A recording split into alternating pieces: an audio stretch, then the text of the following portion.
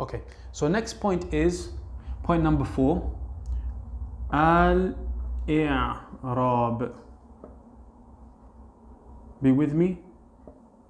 So the author now is going to move from the first section of the book. Remember we said it's 4 parts, right? So the first part was about kalam and what it's made up of. So this is all to do with kalam. What is kalam? 4 conditions for something to be considered speech according to grammarians. Then anything which is kalam is made up of 3 types of words.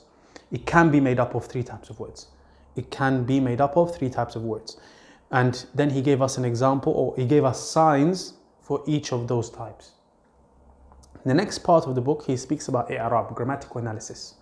And the first thing he does is give us the definition. The definition of i'rab can be broken down into 3 parts. So just listen to it first and then I'm going to break it down. So i'rab, the definition is 3 things. تغيير أواخر الكلم. Number 1. Number 2, لاختلاف العوامل الداخلة عليها. And number 3, لفظا أو تقديرا.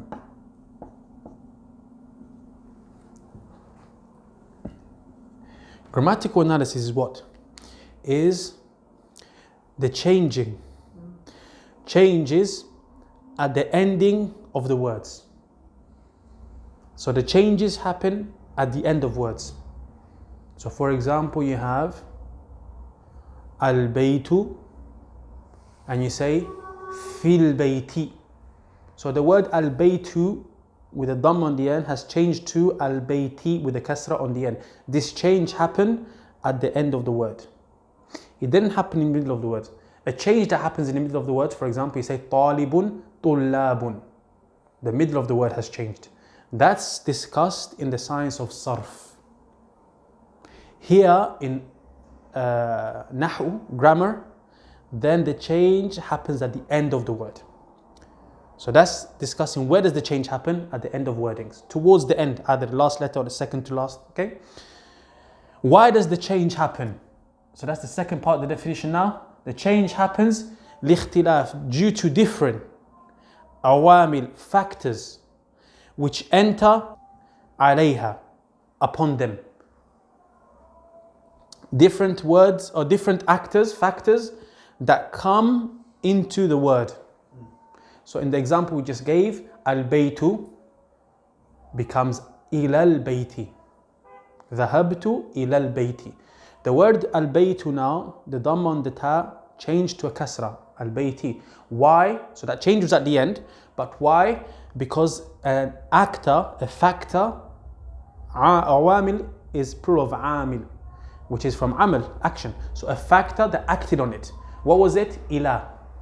Ila came to the word bayt and made it kasra. So this change now happened to an actor that came upon it.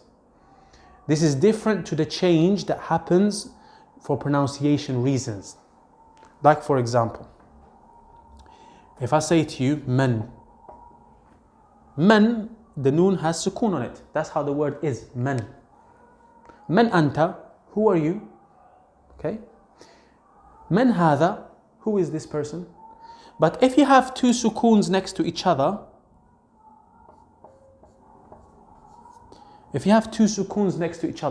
you cannot pronounce it. So you have to make the noon on the man change. But this change is not for grammatical reason. There's nothing that came to act upon it. It's just to make a pronunciation easier. So now you say manil akh. Now you've changed the noon, right? Many, right? Okay. Wait. Jan, just be with me. Don't go far. You've changed the noon to a kasra. Manil akh. Did you change it because of a factor that came upon it? Like fi or ala? No. You changed it for pronunciation reason, not for grammatical reasons. You understood? So here, the change is at the end of the word, right?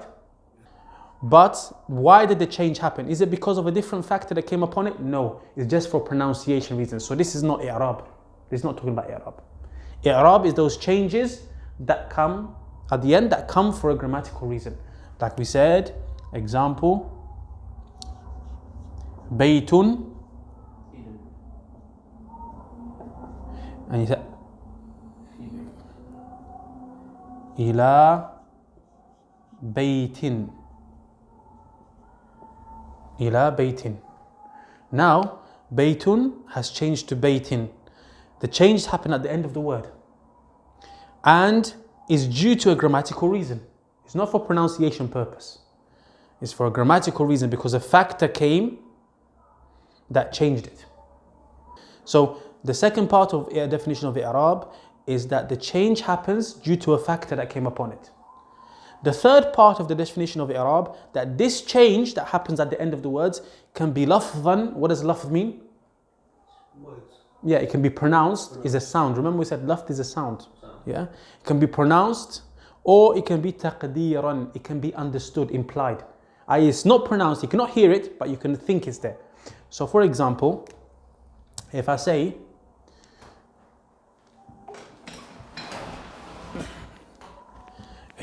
to you,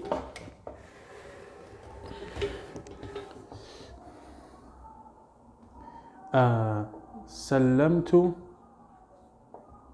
على محمد. So the name normally is what? Muhammad, right? Muhammadun. Normally it's two dhammas, right? Muhammadun. When I say Sallamtu ala Muhammadin, there's a change that happens at the end of the word. From two dhammas to two kasras. And this change is due to a grammatical factor. An amil, right? Ala. And this change, can you hear it or not? Yes. It's gone from Muhammadun to Muhammadin. It's clear, you can hear it. What if I say Sallamtu ala Isa? Okay. The word Isa, before we put it into the sentence, it was what? How is it pronounced? Isa. Yeah. And when you say Sallamtu ala Isa, it's still the same. Now, there is a change that has happened. There's a change at the end of the word Isa. And it is due to ala, a factor that has come upon it. It's a grammatical reason. But this change now is taqdeeri. It's implied. The grammatical or the grammarian, he knows that there's a change there because it's implied, but it's not something that is pronounced.